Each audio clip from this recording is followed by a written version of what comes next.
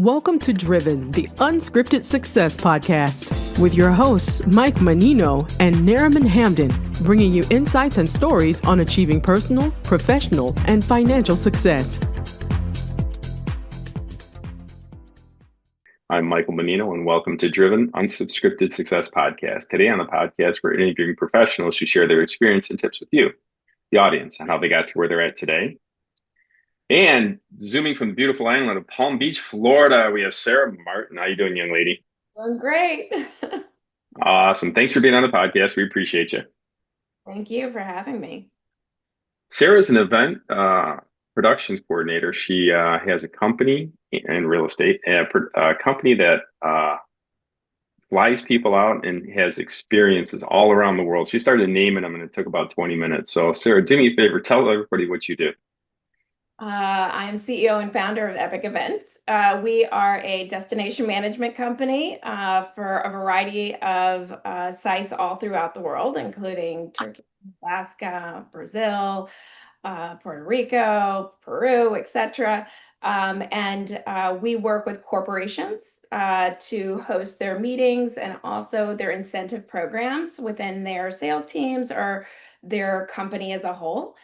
We also operate on the ultra luxury side as well, in which we produce destination experiences for private clients in conjunction with a partnership with our private jet aviation company called ACC Aviation.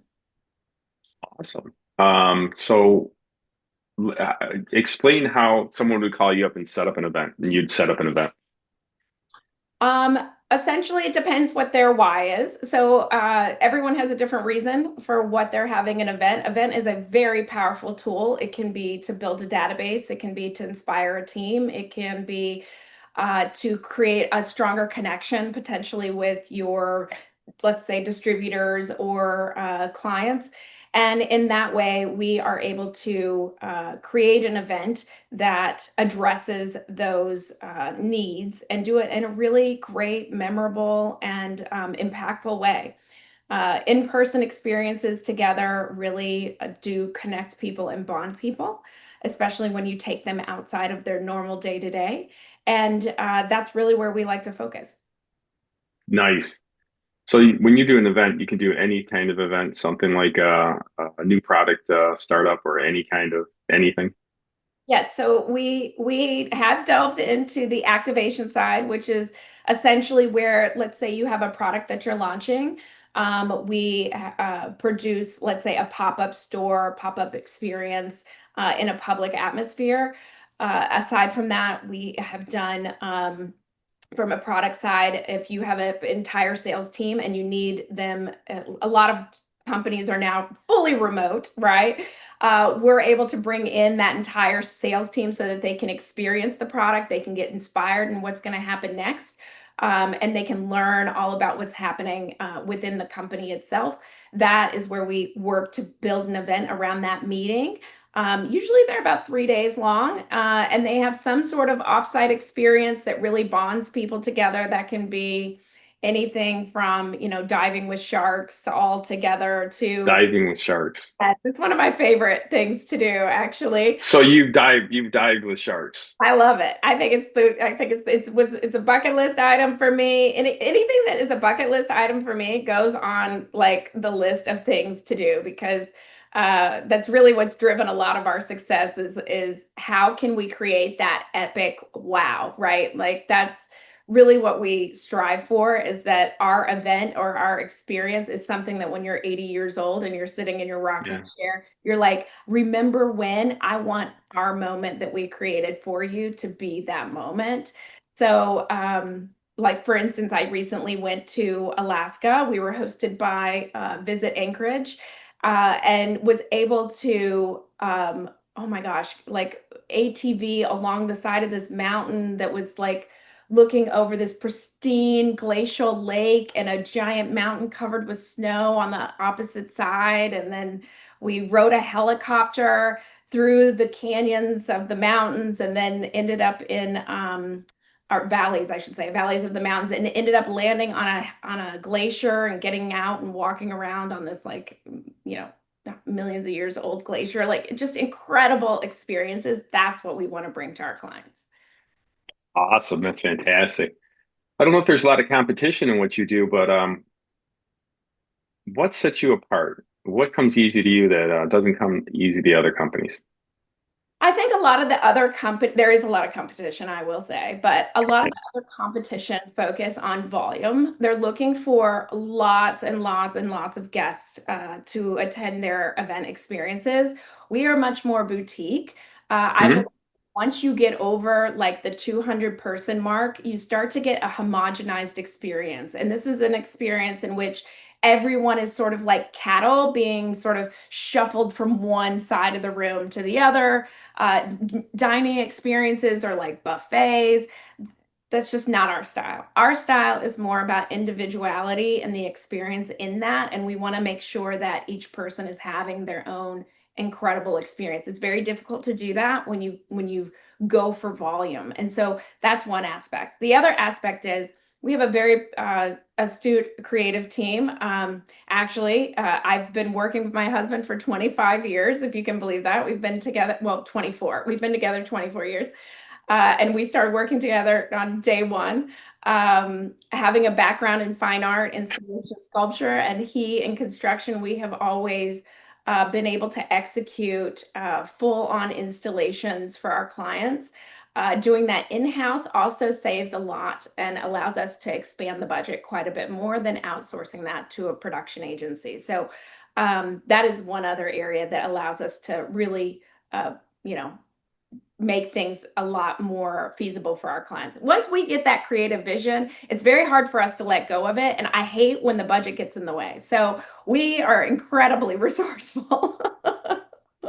Awesome. That's fantastic. Yes. Um, if someone listening to the podcast wants to get better at what you do, what would you suggest to them? What tips and tricks would you give them? Within my own industry, Well, let's say business in general. business in general. Well, first, I think you should be patient.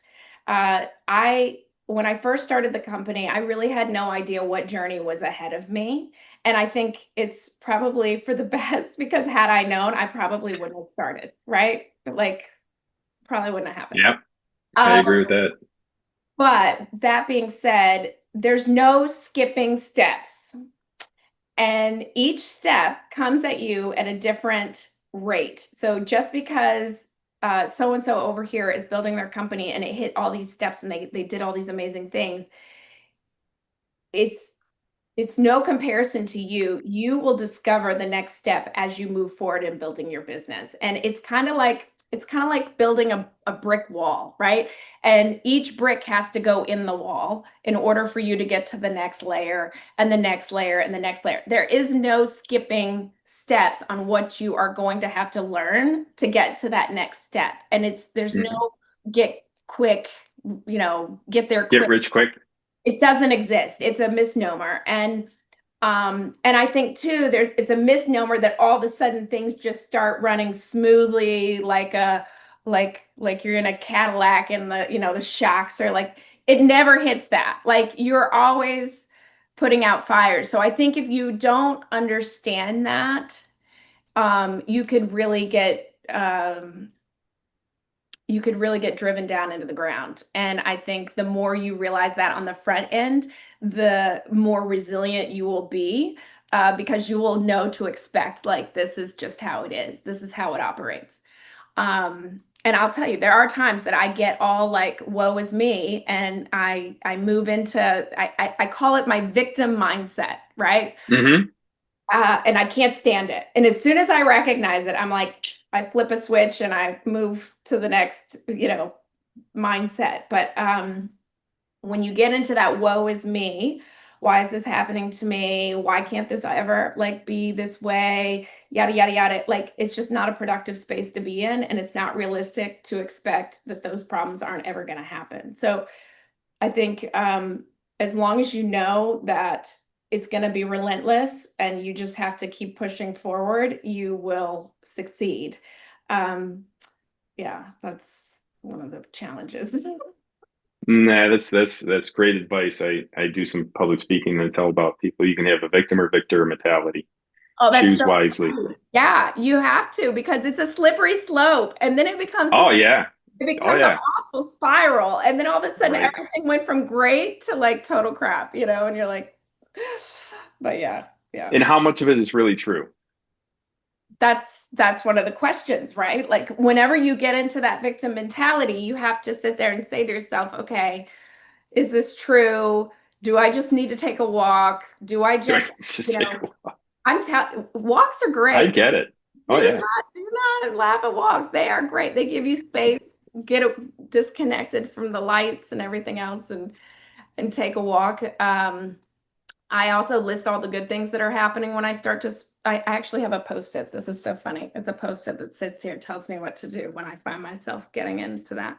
It says, list the items of concern, like just the top three, create a plan, do something physical, and list all the good things that are happening. Oh, do something physical. That's huge. Doing something physical in between that. Yes. So like if you make sure that you do those things, it will actually help to like temper down that feeling of woe is me, the victim mindset. I have a different, I'll tell you off camera what I do. And it's a little bit different than most people. Let's put it that way. Okay, I'd love to Um, hear it. yeah, it's different. It's different. I'll give you that. What is one of the biggest challenges you had to overcome and how'd you do it? Ooh, tough one, huh? Yeah, that is that The is. biggest. So one of the ones that are the biggest, and how did you fix it? Um, I would say COVID Yeah. because being in events, we became not only impossible to have, but it was illegal for us to operate in many states. Um, the biggest challenge to overcome, oh gosh, I there's so many. There's so many. File down to the right one. I know. I think the biggest challenge, and to be honest, I still have to work on it, is cash flow. Like Yeah. for me, we have a very cyclical, seasonal business, and it really the only way to get through the cash flow issue is to really have history in the business, and because you have to understand what the cycles are and you have to learn your numbers, right? And you don't know that like straight out the gate. So I think and since COVID our business changed dramatically, so I'm sort of relearning the business cycles in their own space now, and all those numbers are new, and so that part is probably like my biggest pressing challenge, I will say, is cash flow, just ensuring that we are uh, able to make it through. Because during the summer months, it's like nothing happens, nothing at all happens. Everybody's on vacation, right? And we turn into, well, in a lot of the locations that we produce events in, that's like their off season. So what we end up doing this year is we're looking at locations that it's their season while it's our off season here locally, which is helpful. We also are looking more so in expanding in South America. Um, just really trying to be strategic about it. But at the same time, it's also just knowing your numbers. Like, what are your numbers? And being able to project that out is really important. I think the second thing that's really challenging is sales. I am a great salesperson for the company and just always struggle to find somebody that is comparable in that respect. And that's always been a challenge. Because Yeah, I agree. Right. we sell with authenticity, and I feel like so much of the sales that occur out in the world today or that you see is very high pressure, manipulative, strategic. Like our business is built on trust, and I know that sounds like so cliche, but when you're given a budget and you're spending someone else's money to produce something and they're not in control of all the aspects that are happening, like all the little bitty things, there's a huge level of trust that is occurring there. And so if our process starts off with the sales that is manipulative and like high pressure, it does not bode well for us in the end. They have to be someone that is really bought into our services and who we are as a company. Gotcha. I understand wholeheartedly. Like you said, cash flow stuff. Cash flows, I mean, you just got to be resilient. You got to be resilient. That should be the name of the podcast. You got some good ideas for podcast names. Sounds like things are going pretty well for you. Thinking about the future, have you ever created passive income, and how did you do that? Well, I don't really think there's anything such as passive income fully. I think all your income should be watched and managed in some way or Oh yeah, another. But passive, I do day trade, which is not super passive, nice. but it's fun. And then I invest like on long-term investments. And then outside of that, then I also own some real estate, rental. That's passive income. But it's not passive income because we manage the properties as well. So yes, and not only that, but they're kind of the craziest properties to own. They're all over 100 years old. Oh wow, So there's always something, you know. there's always something. But I love our cottages. They're great. And yeah, who knows? One day they might be our daughters. So we'll see. There you go. Hey, Sarah, do me a favor. Tell me what, you don't look that old, but if you could go back to your 20s Mhm. and knew everything you knew now, what would you do the same and what would you do different? Oh, that's an easy one. Really? That's Nobody says that. Yeah, that's super easy. So in the events industry, you are around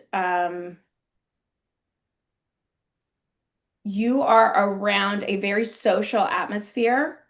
And as a young person, it's not always the easiest to walk into a group of like established adults and things like that. And so I think a lot of people lean on alcohol in order to like walk into those rooms, or it's just a socially or it's changing now, but up to recently, it's been a socially like acceptable thing.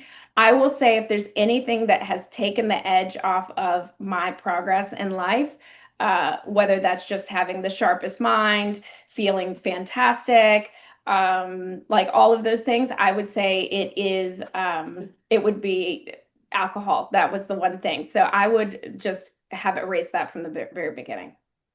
Oh, that's a good idea. That's great advice. Yes. What would you do the same? What would I do the same? Um, I would still take the risks. Like I've always been a very big risk taker, calculated, even in my own marriage. I met my husband 4 months later, we were engaged, and 2 months after that, we were married. I was Wow.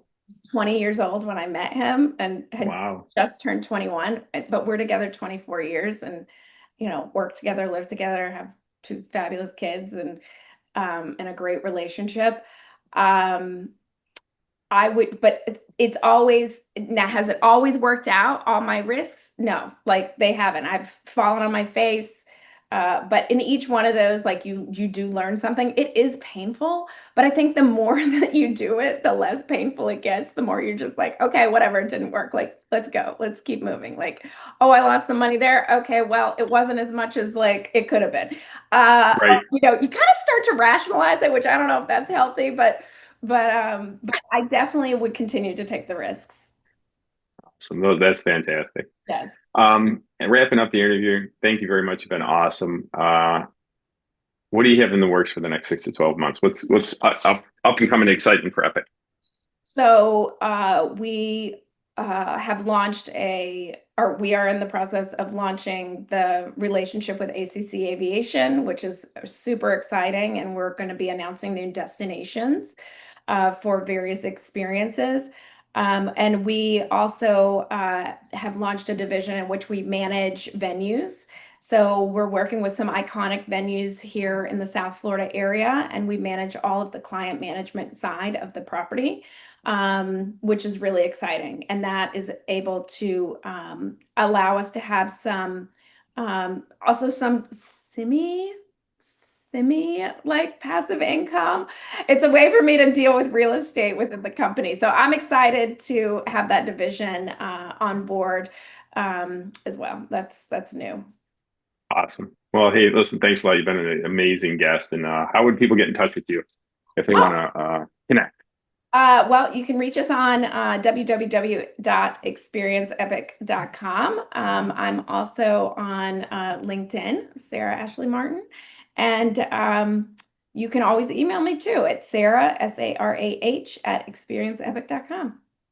Awesome. Thank you very much for your time and all your experiences. We do appreciate it. And everybody else, if you could like and subscribe and hit notification buttons for any information coming up on the next episodes. Appreciate you. And thank you very much for being on the show.